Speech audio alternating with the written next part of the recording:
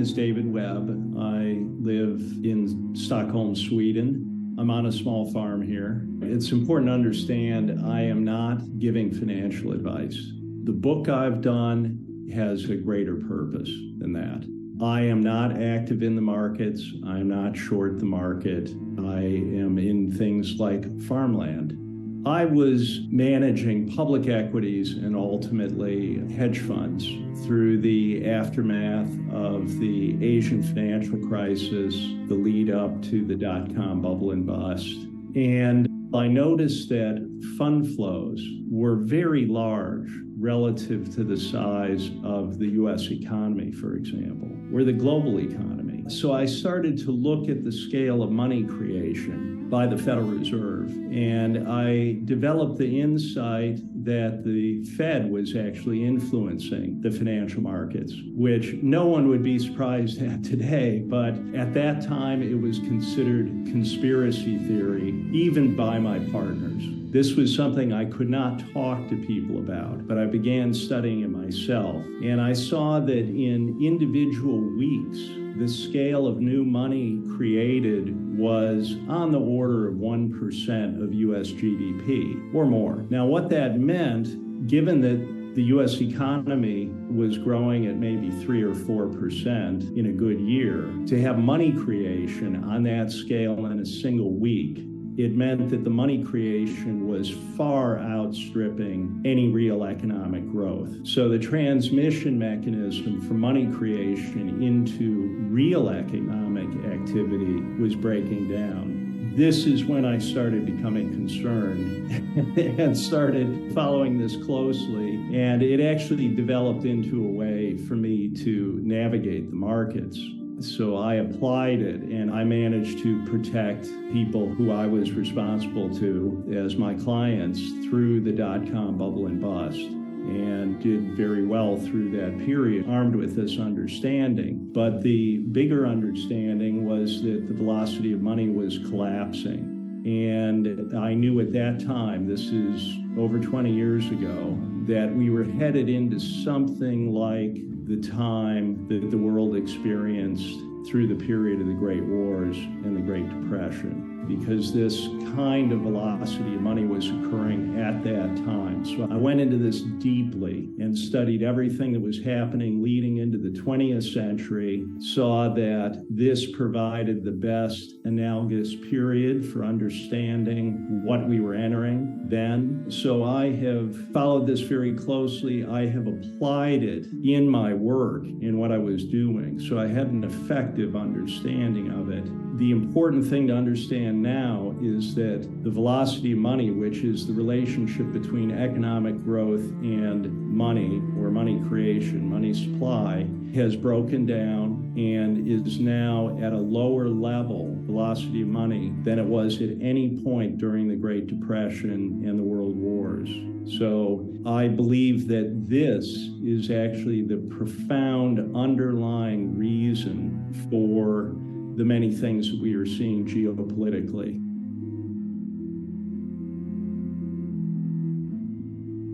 I grew up in a family of medical people and engineers. They were not involved in high finance.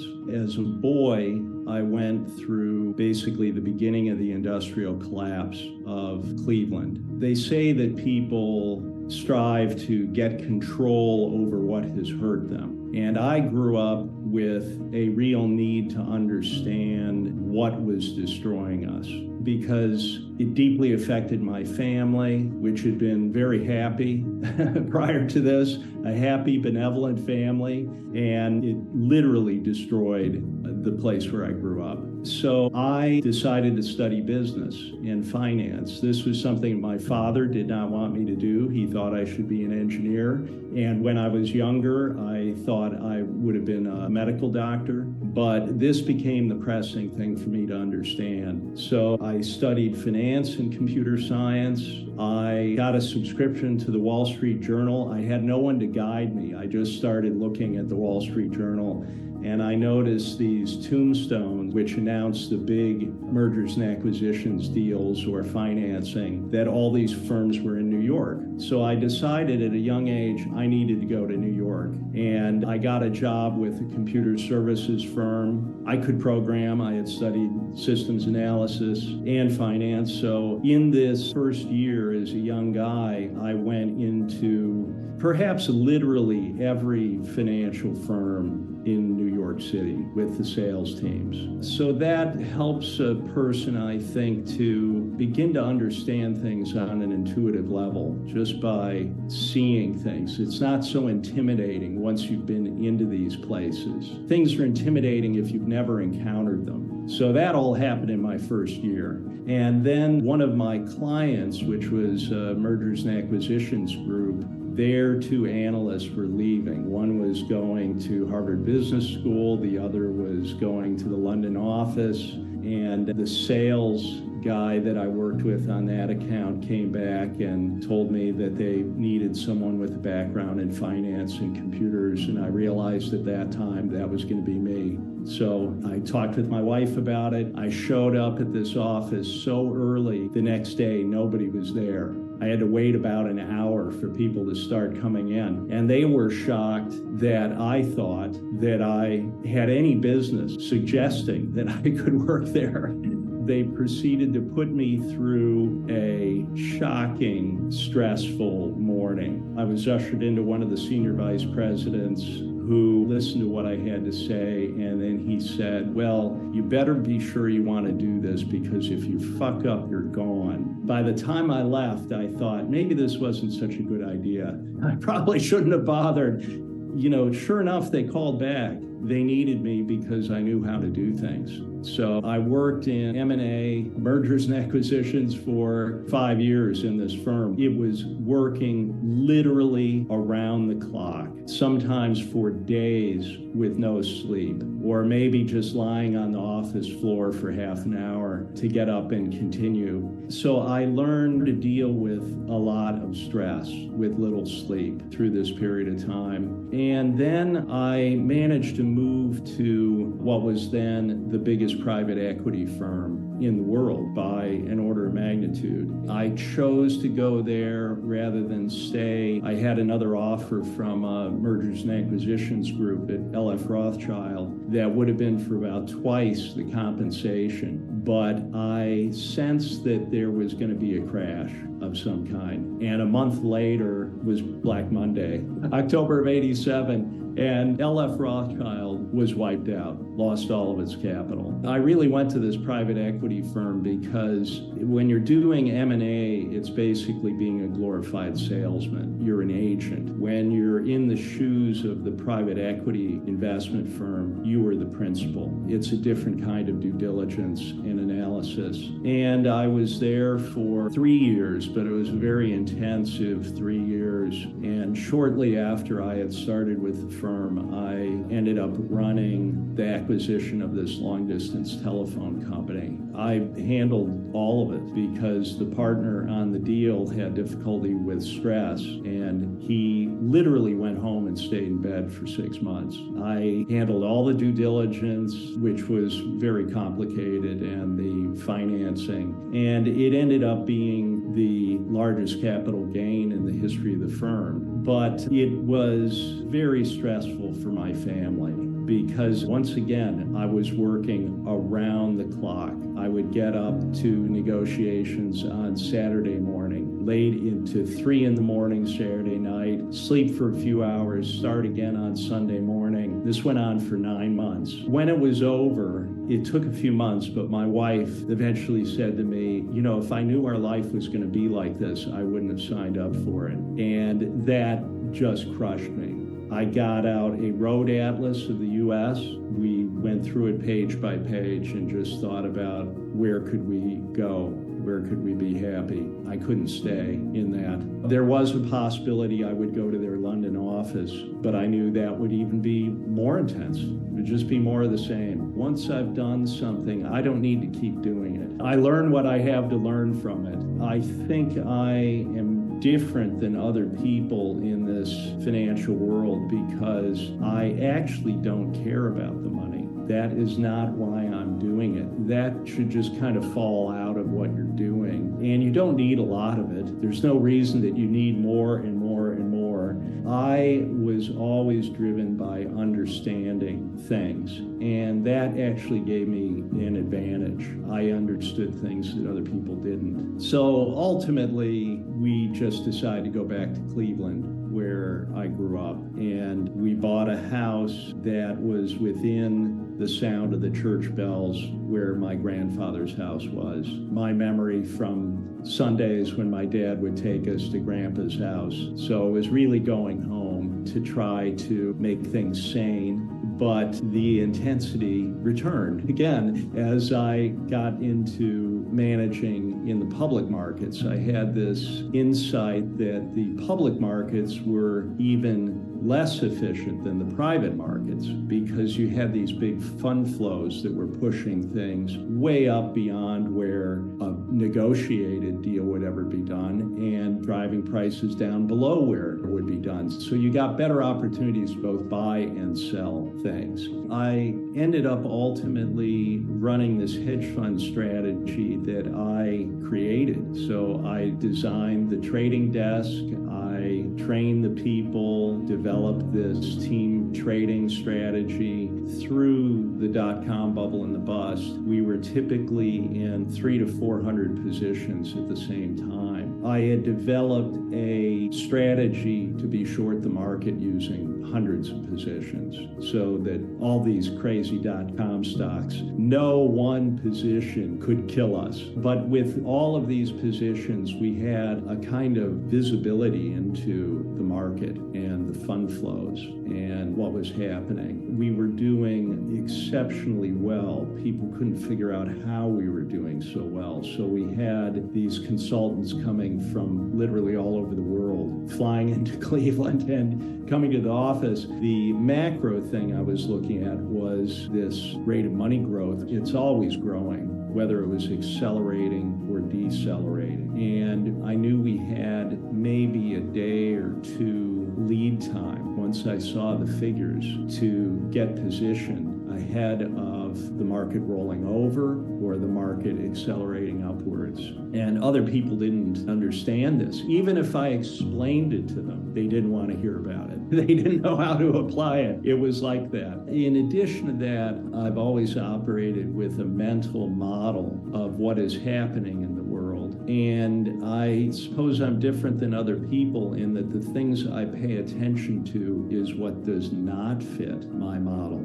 That is what can kill you. So I pay attention to what does not make sense to me, what does not fit. You have to drop everything. Imagine you're in a highly leveraged position with hundreds of positions.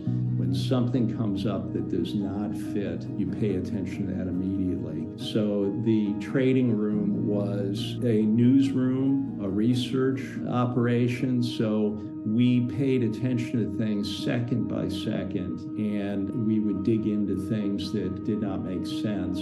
So through this period of time, I also started changing, I think, as a person, because I was seeing things that were not in the narrative, the news narrative that people were accepting about what was happening. So I knew that economic data series were being changed. This is after September 11th, as well as all the disconnects around September 11th itself. So it was the beginnings of my becoming a kind of activist, although I didn't know it. I wrote quarterly letters to my clients. So I assembled things on my desk. They would accumulate. And I eventually had something like a thick telephone book of just the things that I knew and had documented that did not conform with the accepted narrative that people were being shown through the media. And I then thinned this down to a thinner telephone book and literally started going door to door to my neighbors. And what I was doing was I was seeing how I could get through to people. How could I explain this? And it's damn difficult. Basically, it doesn't work. I decided that maybe my neighbors were too well off to be able to hear about this. So I actually went out to a poor area, and a guy was sitting on his front porch, and he was interested in what I was doing because I was still in a business suit. I explained it to him, and he just said, "Good luck, man," in this voice of someone who really knew already and had a kind of resignation that there wasn't much you could do about it. So it's been a long journey for me, trying to expose things. I was expecting that there were going to be large-scale insolvencies after the housing bubble. I was aware of what happened during the housing bubble and how that was engineered. In 2003, I met with George Soros. I showed him a chart of the growth in asset-backed securities. And I told him that this would be the basis of the next bubble and collapse. And he said to me, "You're crazy." So he either did not know that or he did not want to acknowledge it at that time in 2003. So what was happening was tremendous growth in the derivatives complex. So I started becoming concerned about derivatives in the very early 2000s, in the aftermath of the dot-com bubble. At that time, the derivatives complex was about twice global GDP. By 2007, it was 10 times global GDP. That growth in maybe 5 or 6 years. So the financialization was outstripping any real thing on earth already at that point. And this growth in asset-backed securities, what was happening was that the process of doing any credit underwriting, the moorings had been slipped, and this was done by design. Prior to this, banks would do credit underwriting, meaning they would want to get repaid for the money they had loaned. So they would do some analysis of whether the borrower could repay it. But during this period of time, the banking industry went to securitization of loans. So it became a business of originating loans without any concern as to whether they could be repaid. The loans were all packaged up, whether they were AAA loans or subprime loans or boat loans or car loans, anything. These pools were stratified. Now, if you think of it, you had a top 20%, the next 20%, and so on down to the bottom. And the idea was that any defaults would hit the bottom-rated tranche first. So for the defaults in that pool to reach the top of the pool, the top 20%, you'd have to blow through 80% of all the capital in the pool. So the top was rated AAA, just structurally, they could do that. The problem was no one wanted to buy the lower rated tranches. So they then used an aspect of the derivatives market, the credit default obligation, CDO, to buy the default protection for the lower rated tranches. Then they could sell the entire pool as AAA.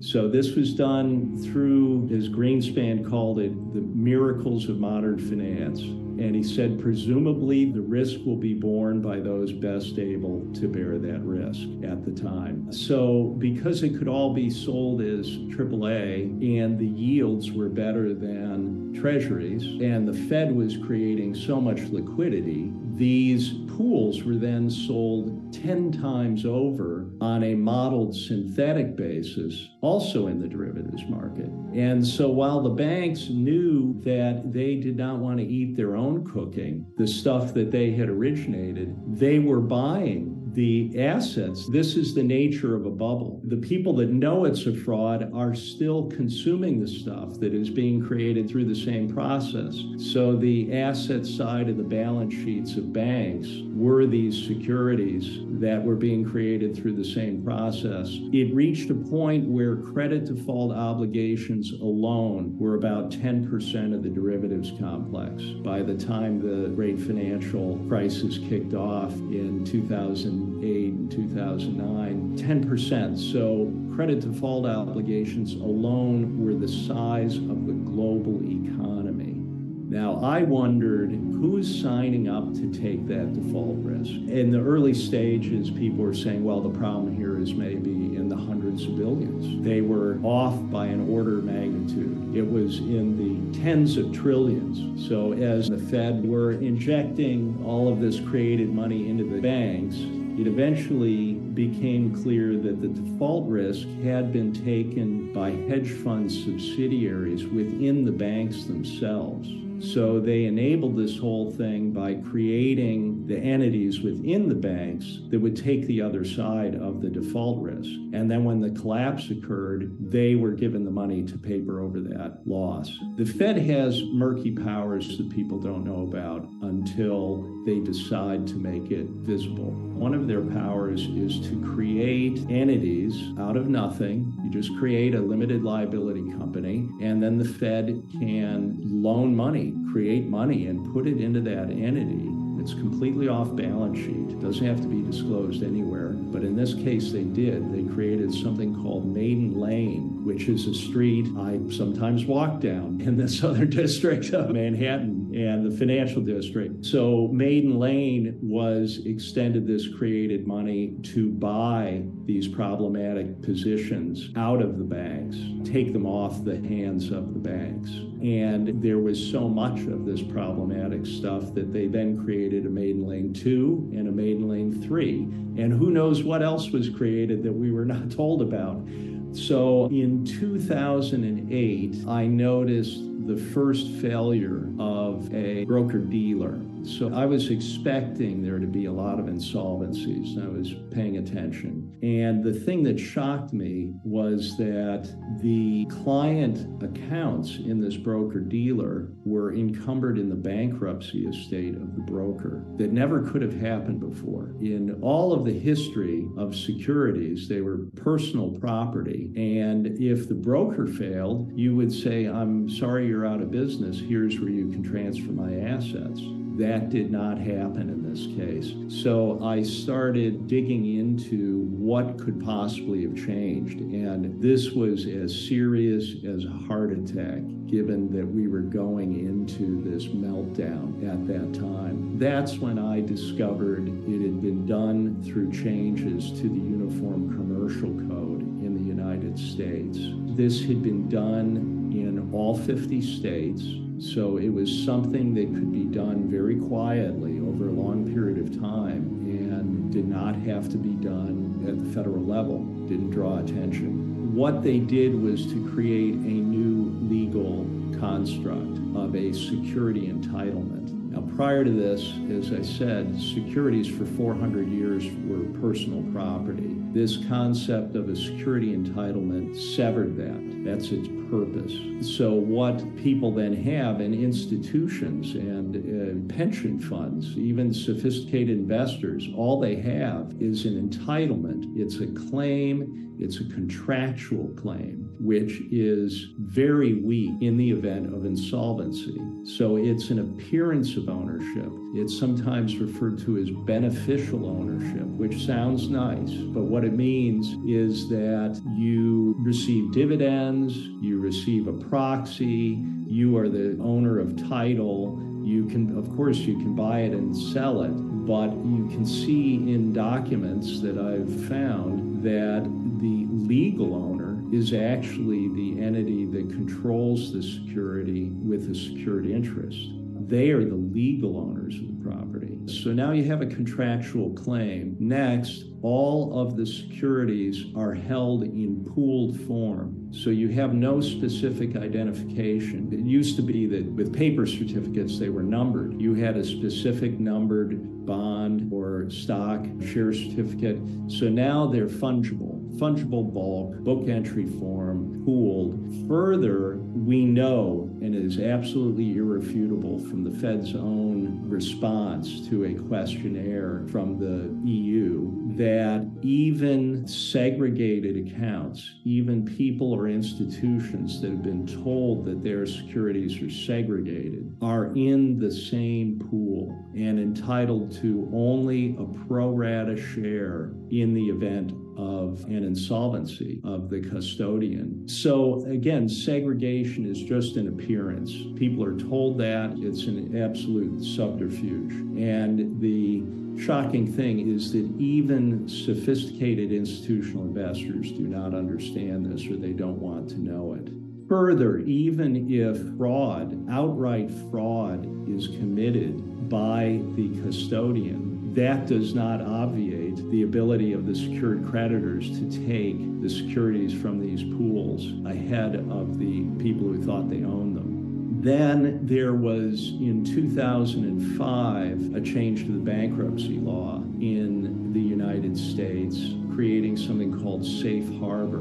Again, that sounds nice, but what safe harbor means is safe harbor for the secured creditors to take the client assets and to make that absolutely certain that even in the event of fraud, they will take the client assets. So prior to this change in bankruptcy law, there was something called fraudulent transfer, fraudulent conveyance. And the trustee, the bankruptcy trustee, had a duty to claw back any assets that had been fraudulently transferred. So this change was made in 2005. And then with the failure of Lehman Brothers, this was cemented in case law. And we can see the judgment by the bankruptcy court related to this. What happened there was that J.P. Morgan was both the custodian for the client assets and the secured creditor that took the client assets,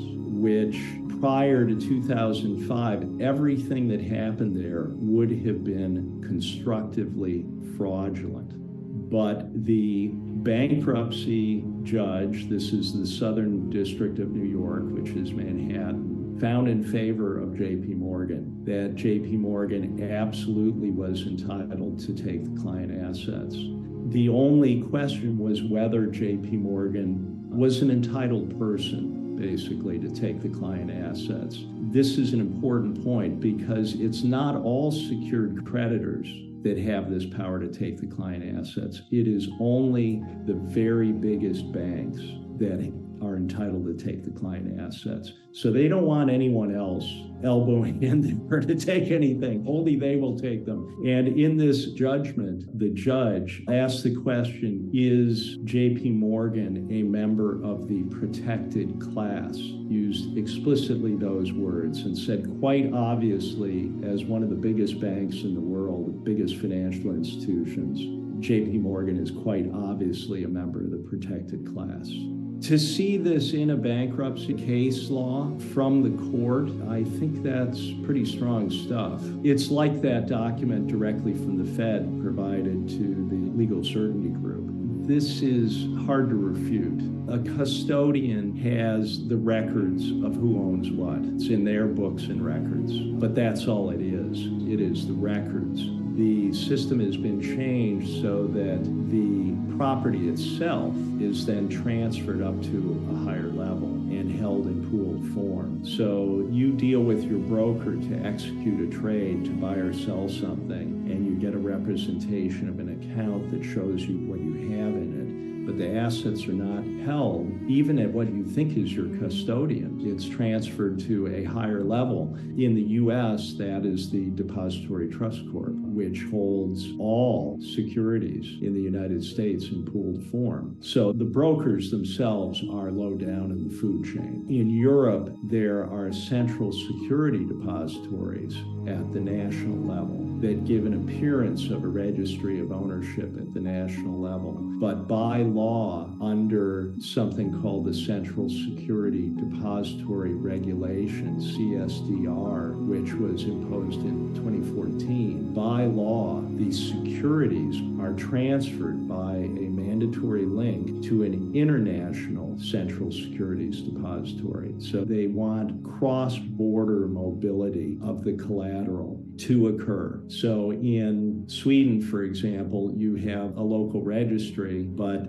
then the securities go up to Euroclear Belgium. So they are subject to Belgian law, not Swedish law at that level. And then the collateral is transported to underpin the derivatives complex, which is housed at the central clearing counterparties. The acronym is the CCPs. So this is the purpose, to take the collateral up to this central clearing counterparty level. And we know from a BIS document that is now over 10 years old that the systems are in place for the movement of this collateral on a global basis nearly instantaneously, especially in a crisis, to be swept to meet the collateral demands of the system, the secured creditors.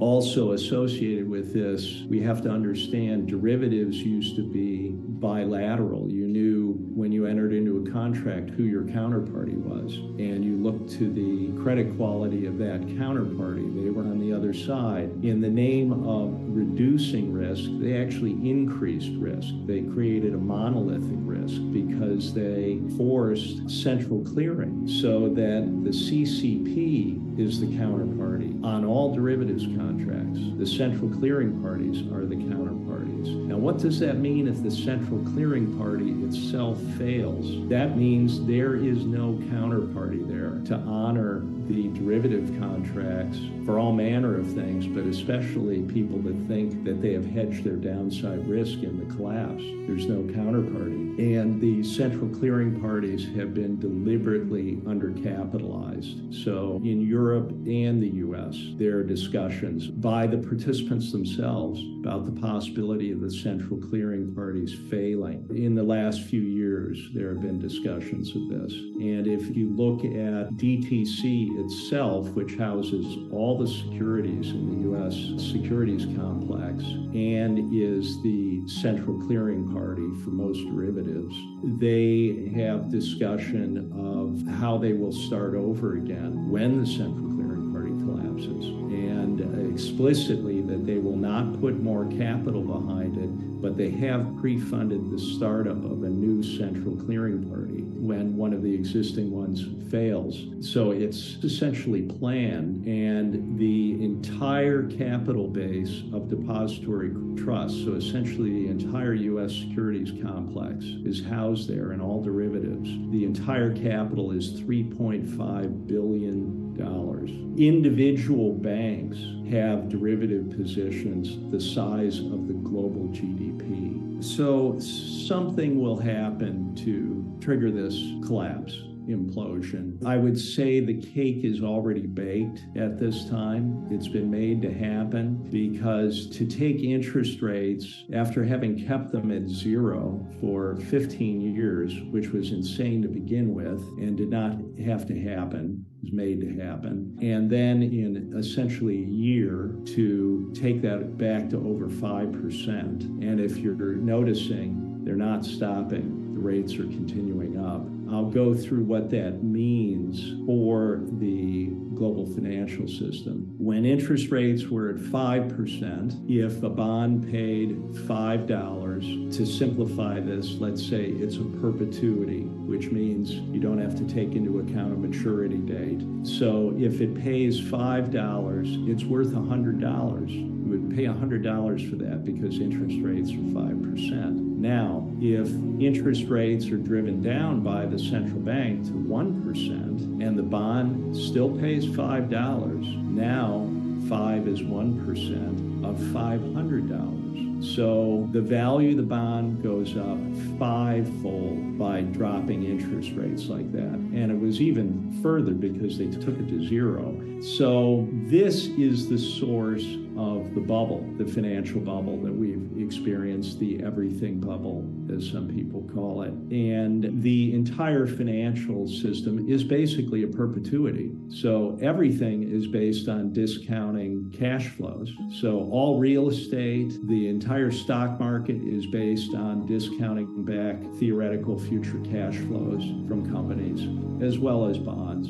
Now, if you do a round trip on this and you take interest rates back from 1% back to over 5%, which is something like what has happened here, you reverse the entire thing and you have an 80% fall in value of everything, all commercial real estate, the stock market, everything. Now imagine what happens to you if you own these things on leverage, if you borrowed to own these things. That's the problem. So the entire run-up, the entire bubble was artificial, and the decline will be something like a decimation, where indexes will go to maybe 10% of the peak, because a lot of things will just go out of business. And this is what happened with the whole dot-com sector when that bubble collapsed. This is what happened in the 1930s. This is what happened to the Nikkei with Japan. All bubbles end this way. And when you step back and look at them, it's like a very sharp mountain peak that goes into like a needle blow-off,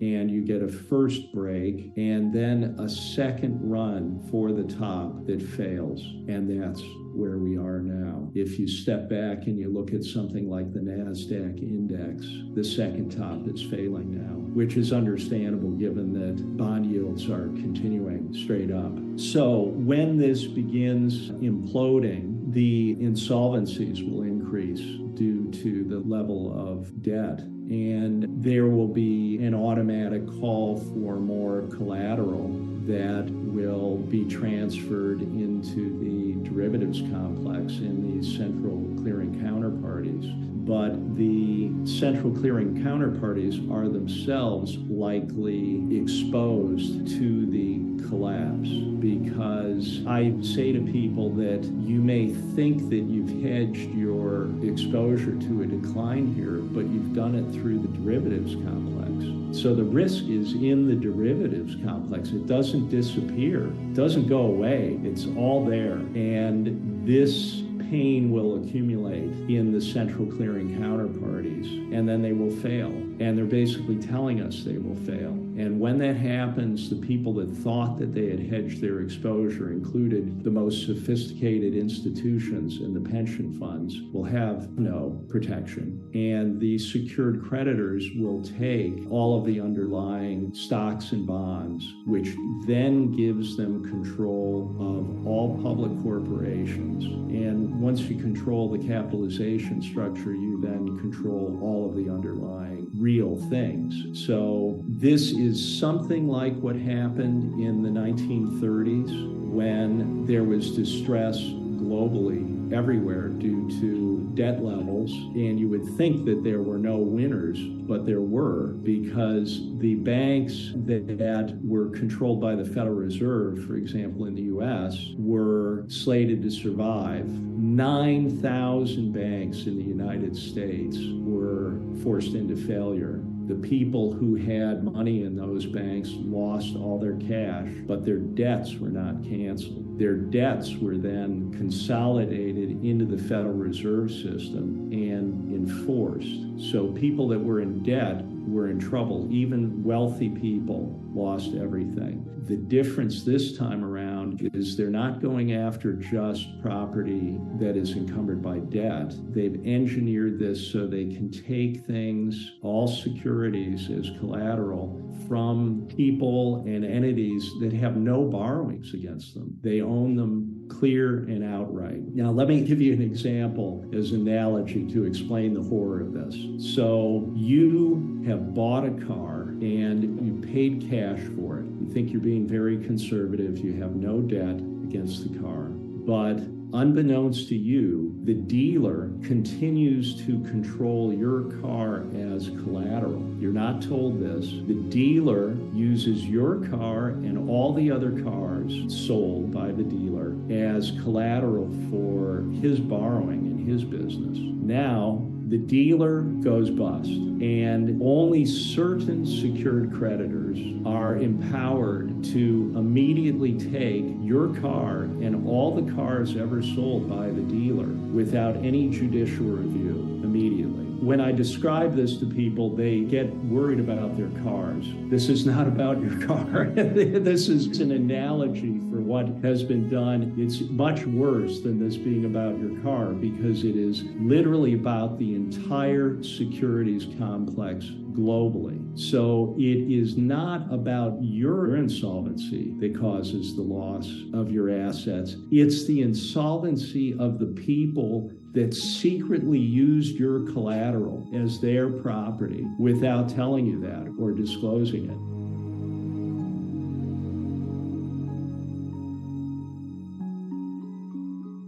How could this happen legally? It's a good question, and perhaps there is some hope for humanity in avoiding this, in challenging this whole construct, because it is a construct. None of this is real. There are real things in the world. This is not a real thing, but they will try to convince us that, well, I'm sorry, you've lost everything. It's an elaborate story. So yes, they have changed law. Can that be challenged? That's what has to happen. So this was the process. They changed it in the Uniform Commercial Code. This was beginning in 1994. The efforts to affect this actually go back further than that, into the 1960s, when they began the process of dematerialization of securities to hold them all electronically, which some people were suspicious about then, and they were right to be suspicious. It is clear that that beginning process was literally run by the CIA. And this is not conspiracy theory. The man who was charged with forming the Depository Trust Corp to do this, in his own memoir and in interviews, discloses that he was a career CIA operative from the time he was a young man. So there was a grand strategic purpose behind this. They've been able to do it because it has been run from the highest levels of the U.S. government. So the involvement of the CIA, then when this construct of the securities entitlement was put into the Uniform Commercial Code, that was pushed through all 50 states, done quietly. That change was made in 1994, so it took maybe 10 years to get it done in all the states. Then they changed the bankruptcy law in 2005, and then it was ready to go with the testing of the Lehman Brothers case in 2008. So there's a plan that's executed over decades to do this. Then they began a process of harmonization, which was to force this model in law globally. And they did this through the EU. The first discussion in documents in the EU is in 2002. So that's when the process was beginning then, in the aftermath of the dot-com bust. And the EU created something they called the Legal Certainty Group. And again, that sounds like a good thing, but what they mean is legal certainty that the secured creditors will take the client assets.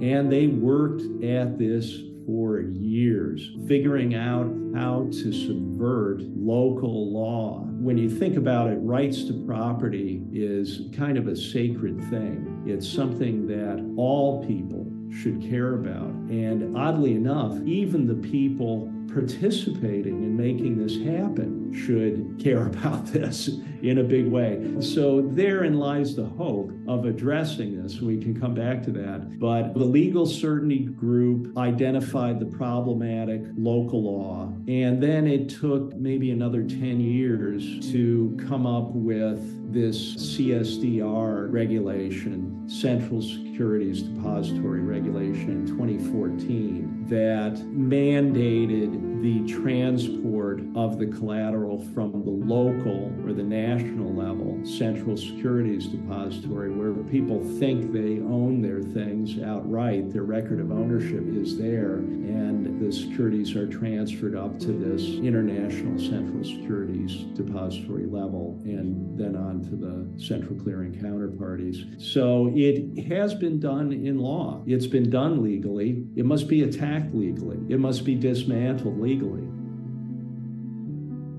The power behind all of this is the private control of the central banks. And when you look around the world, they are all privately controlled. You are not allowed to know, actually, who controls the Federal Reserve and how it is controlled. We know that it is controlled somehow by a set of banks.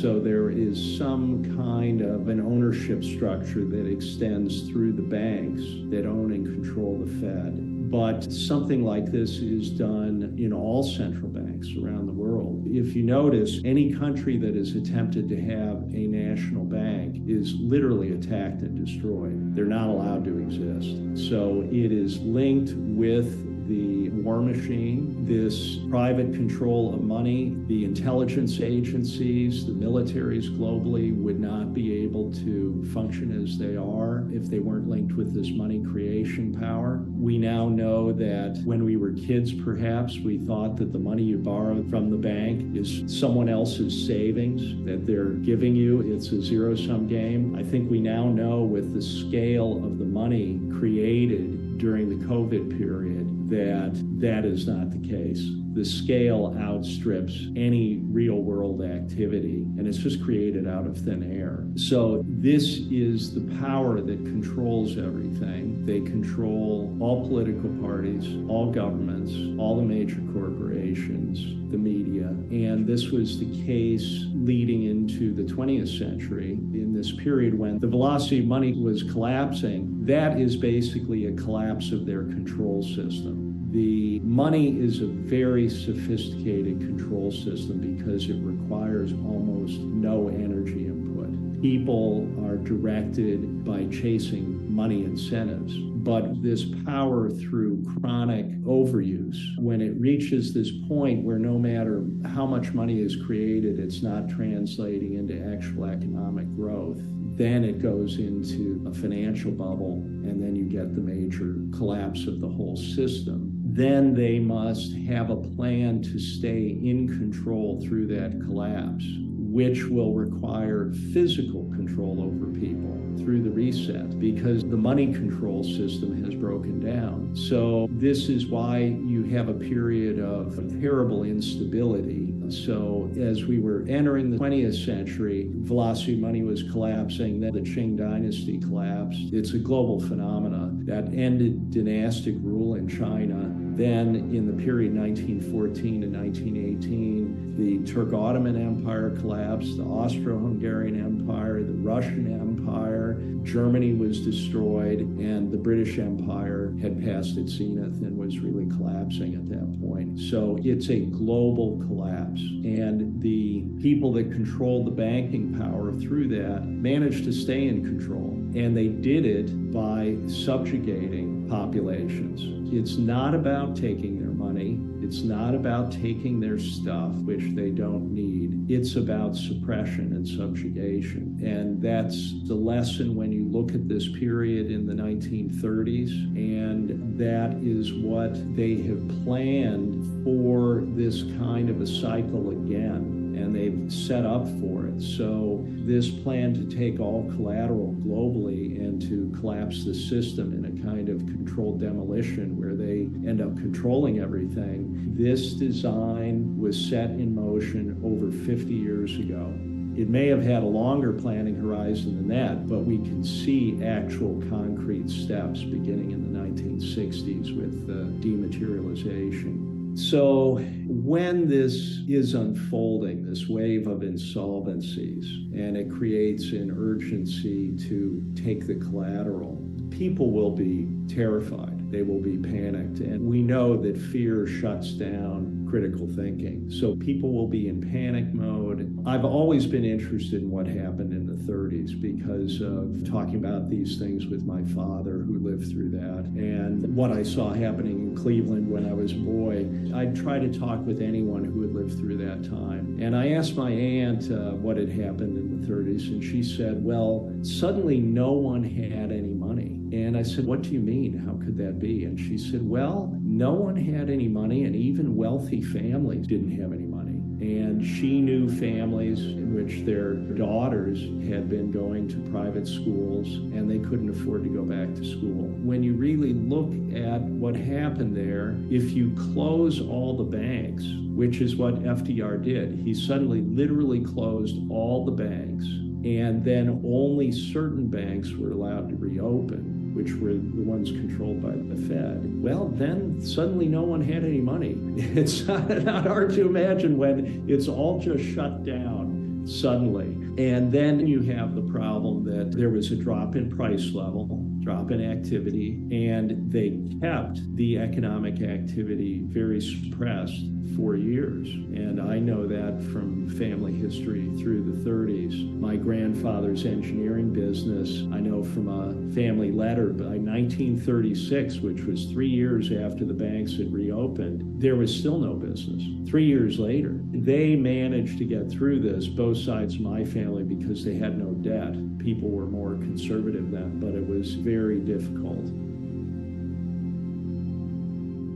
Now, the other thing that happened was the Federal Reserve was set up with a kind of inevitable logic that they would have to take the gold from the public, which was, of course, the monetary asset backing everything then. So the gold of the public was confiscated under the complaint that the public was hoarding the gold. But then what did the Fed do with it? The Fed hoarded the gold and did not use it to expand credit. They kept the conditions tight. So what do we have this time around? Gold is not the underlying collateral in this system. It's all securities globally. So they will be taken under the argument that, well, we have to save these systemically vital institutions so that we can restart the economy again. How could we restart the economy if they are not protected? So that will be the reason given. And it's like a game of Monopoly where all of the pieces,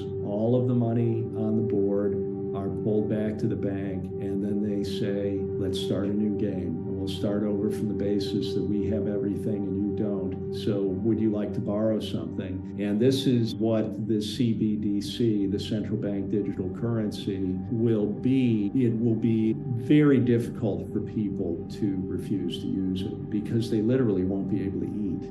They will have an app they can download. This will be the help. This will be the cavalry riding to the rescue. Just download this app and you can load your phone with some currency to allow you to go buy milk. But every time you use that, you are actually borrowing money from them. They have you. Again, it will happen very fast. This will unfold in a very frightening crisis kind of environment, and people will have difficulty refusing. And that's why it's so important to spread this awareness of this beforehand so that people understand what is happening and so that people can become engaged in this all the way to the top of the system. It has the potential to activate very capable people all the way to the top of the system. It has the potential to unify people against this.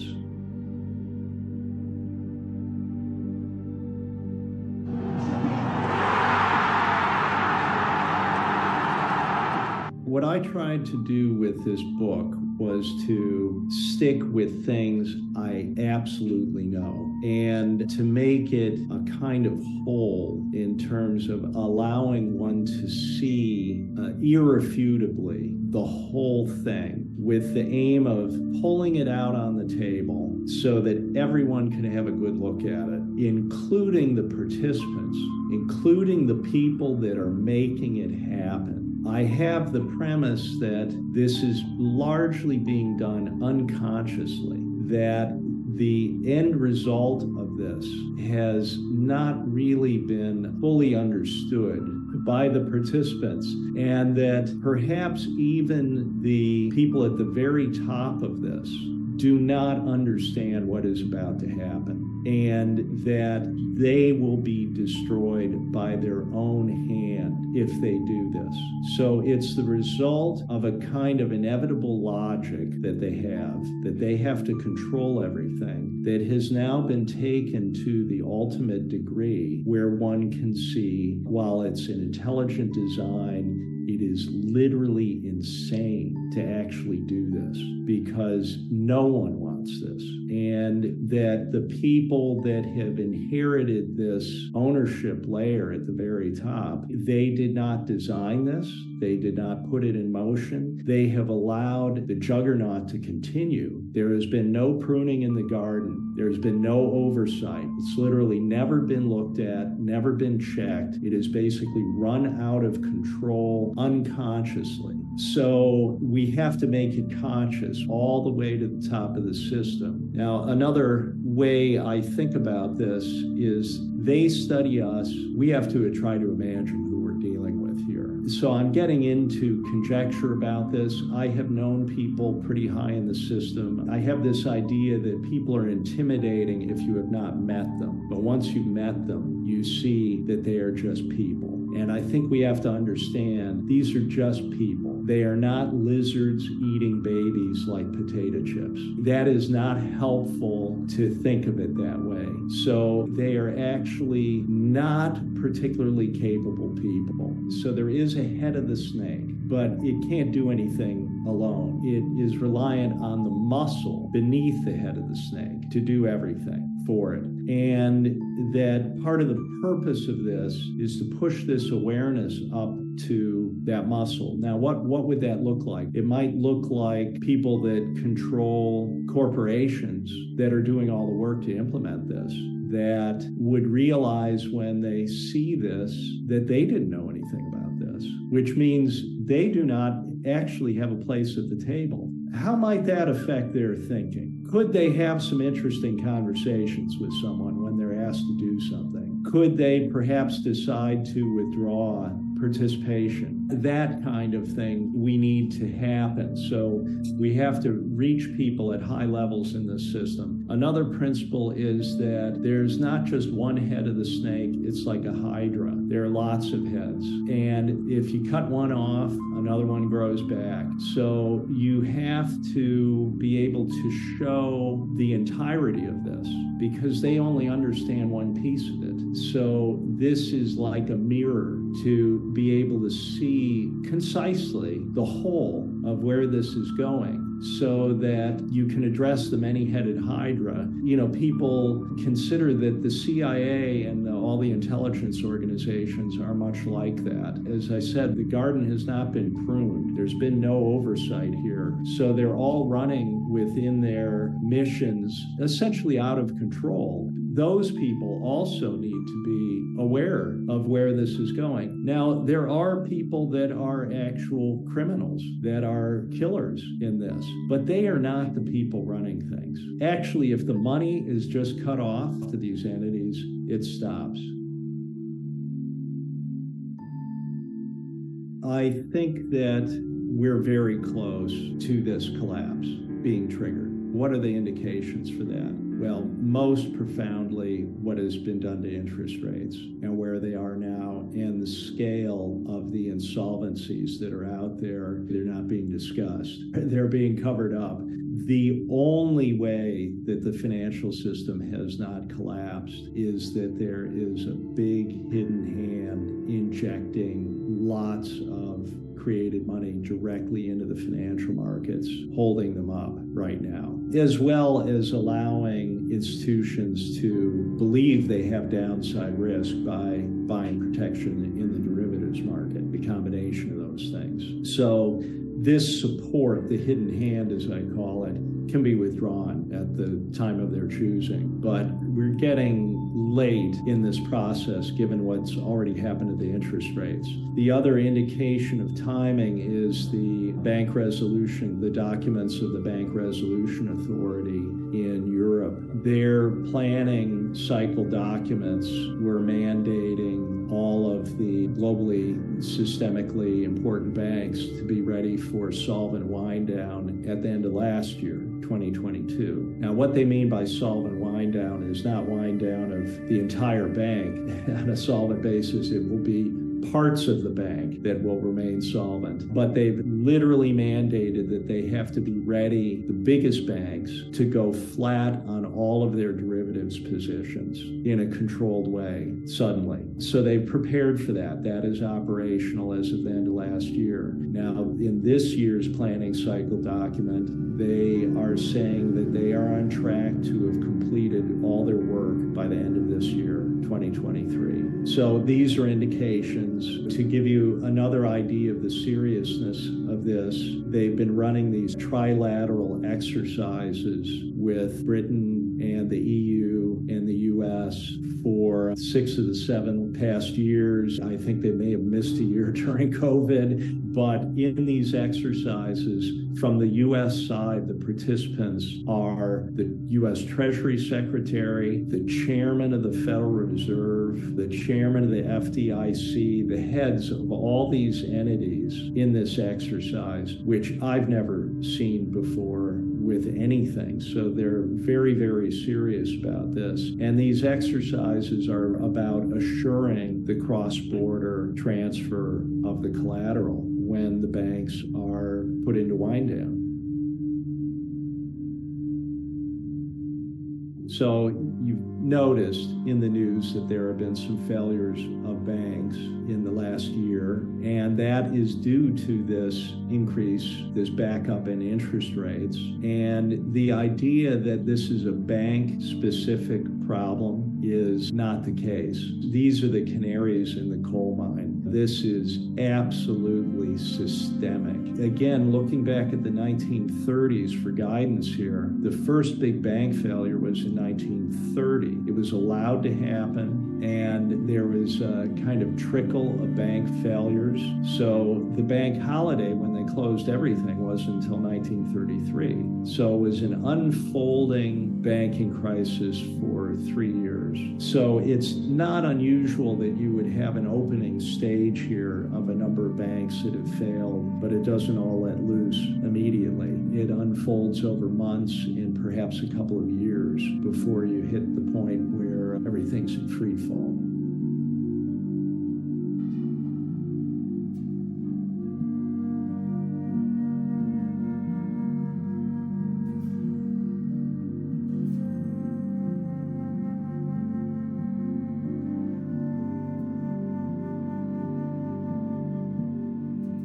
Well, how could things be better here? How could this go well? We have to imagine that. It seems to be overwhelming, but the first step is to get this awareness up to the highest levels so that people realize we don't want this to happen. It's been taken to an insane extreme, and it's not going to go well for anyone. Then people are left with this idea that, well, everything will just collapse. And I don't believe that at all. There is a real world with real economic activity that goes on despite this system that extracts resources from people and places enormous stress on them, that funds psychological operations that are, of course, public-facing. They're used against the population so that the resources of the public are extracted, tremendous burdens are placed on people, stresses. It's a system that subjugates people. And if that simply stops, everything gets better immediately. Now, how could things be different? Central banking should be a public utility. The very idea that it should be controlled by private interests, that is the source of all the problems for humanity. That must stop. As a public utility, of course, banking is a useful thing to have. We have to realize we don't have to go back to sticks and stones. We don't want everything burned to the ground. We have to take back control of our society, which has largely been created by good people, all the innovations, and usurped. So we don't owe them anything. We have good things that have been created. We just have to not allow them to control these things. things any longer.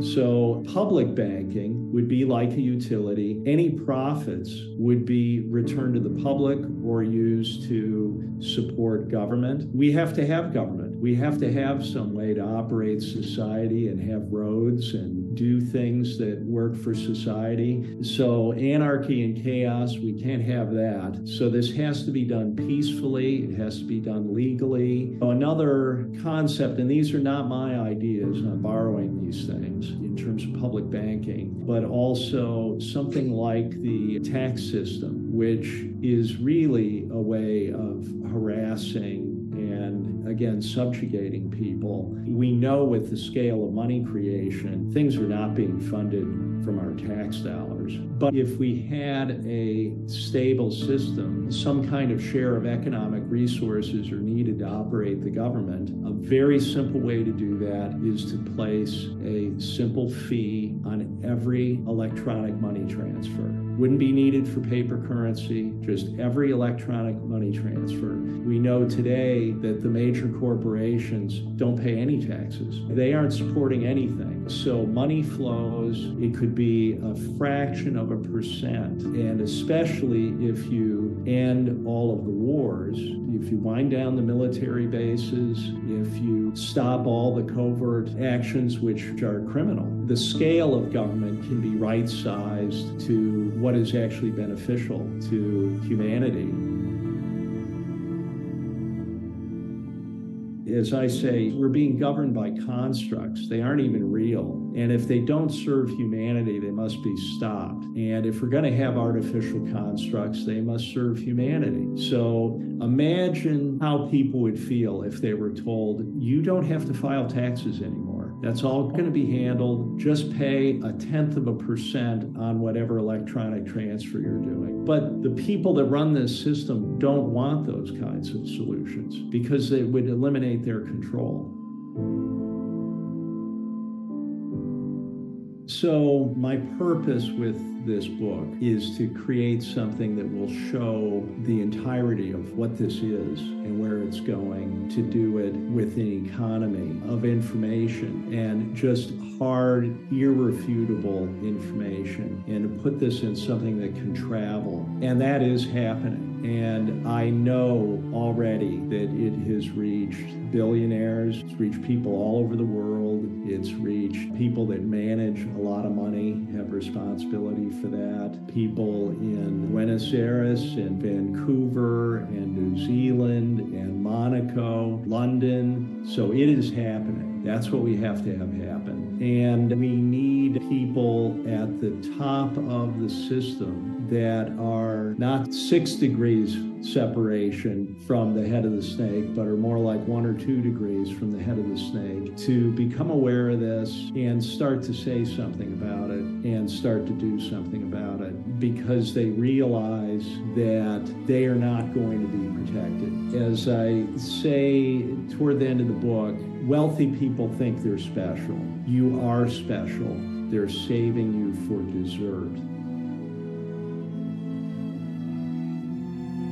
And you let that sink in. So everybody has to get busy with this, including people who believe that they are powerful and they can make a difference. And it needs to be done legally. It needs to be opposed through legal means. I mean, imagine what would happen if judges in important positions become aware of this, prosecutors.